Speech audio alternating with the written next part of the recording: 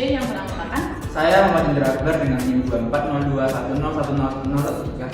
Saya Natasha Salsa dengan NIM 034. Saya Yani Junita dengan NIM akhir 011. Saya Rita Dwi Agustin dengan akhir 012. Saya Farah Adisa dengan akhir 010. Saya Faradina Andara dengan NIM akhir 024. Di sini kami akan menampilkan bagaimana cara kami membuat alat sampel dan bagaimana cara kami menggunakan alat. Selamat menonton.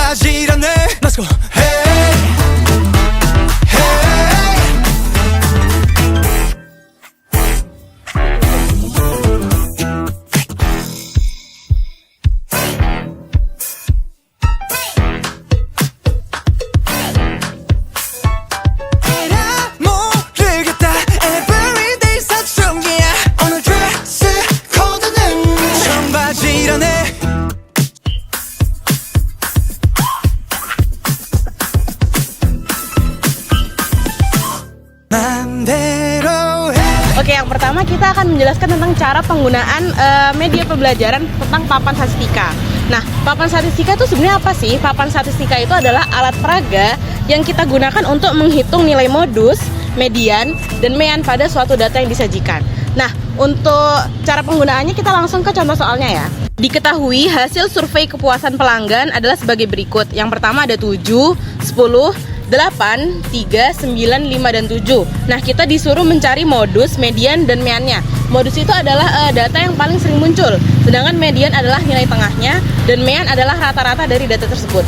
Nah, untuk contoh soal ini, kita yang pertama harus mengurutkan angka-angkanya dimulai dari yang terkecil.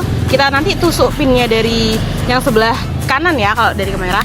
Nah, lalu hingga yang terakhir adalah data yang paling besar. Nah, yang pertama kita harus tusukkan pin sebanyak 3 di batang yang pertama.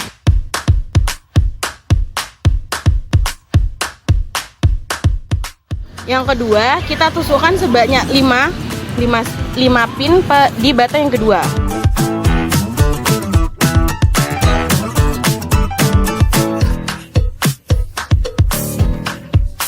Nah, hingga data yang paling terakhir nanti kita tusukkan 10 pin di batang paling terakhir. Nah, tadi kan kita udah mengurutkan dari data yang paling kecil hingga data yang paling besar, yaitu 3, 5, 7, 7, 8, 9, dan 10. Nah, dari data yang udah kita urutkan ini, kita bisa melihat nilai modusnya. Modus adalah data yang paling sering muncul. Nah, dari data yang udah kita urutkan tadi, kita bisa melihat bahwa angka 7 adalah data yang paling sering muncul. Nah, ini ada 7 sebanyak 2 kali, sisanya adalah sekali-sekalian. Nah, setelah mencari nilai modus, kita disuruh mencari nilai median. Median itu adalah data yang berada di tengah. Dari batang yang ada, kita bisa lihat bahwa batang warna ungu ini adalah batang yang ada di tengah. Jadi kita bisa melihat berapa sih jumlah pin yang ada di batang ini. Nah, kalau udah kita bisa melihat jumlah pin yang ada di batang ini, kita bisa tahu berapa nilai mediannya, yaitu sebanyak 7.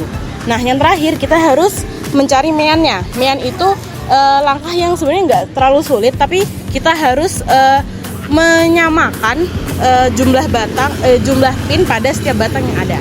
Nah, karena ini jumlah pinnya tidak sama pada setiap batang, kita harus menyamakan dulu untuk menemukan nilai meannya.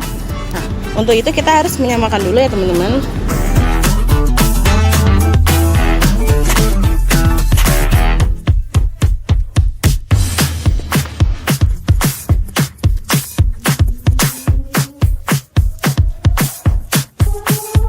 Nah, dari sini udah kita lihat bahwa jumlah pin pada setiap batang itu udah sama.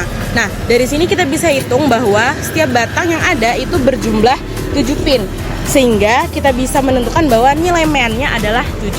Oke, cara penggunaan papan statistika seperti itu. Terima kasih. Nah, kali ini kita akan membahas pastapel bagian yang putaran peluang. Nah, gimana sih cara menggunakan pastapel yang putaran peluang ini? Nah, yang pertama kita akan melakukan percobaan. Nah, caranya kita akan memutar spinner ini sebanyak jumlah percobaan yang akan diperlukan. Yang selanjutnya kita akan mencatat hasil dari percobaan dari tadi ke papan ini. Nah, yang selanjutnya kita akan menyusun hasil dari percobaan. Setelah itu kita akan menghitung frekuensi relatif. Nah, rumusnya frekuensi relatif itu banyaknya peluang dibagi banyaknya percobaan. Dan yang terakhir kita akan menarik kesimpulan hasil dari setiap percobaan tadi. Nah, kita akan masuk ke contohnya, yaitu yang pertama ada sebuah papan putaran peluang terdiri dari 6 bagian dengan warna yang berbeda, merah, pink, hijau, ungu, biru, dan kuning. Papan putaran ini diputar sebanyak 25 kali. Nah, kita akan menentukan frekuensi relatif warna merah, warna pink, kuning, hijau, dan biru, dan ungu. Nah, kita akan melakukan putaran yang pertama. Yang keluar adalah warna merah, jadi kita akan menulis 1 di sini. Yang kedua warna kuning.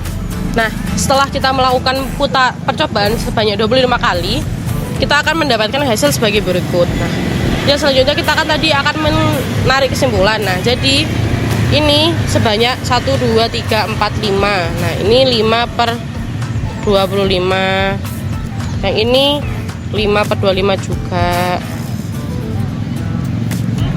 Yang ini 5 per 25. Yang ini 4 per 25. Ini 3 per 25. Dan yang ini 3 per 25. Nah, frekuensi relatif warna merah sebanyak 5 per 25 atau 1 per 5. Warna pink sebanyak 3 per 25. Warna kuning sebanyak 5 per 25. Warna hijau 5 per 25, warna biru 4 per 25, warna ungu 3 per 25. Nah, seperti itu. Sekian video dari kami, semoga bermanfaat. Wassalamualaikum warahmatullahi wabarakatuh.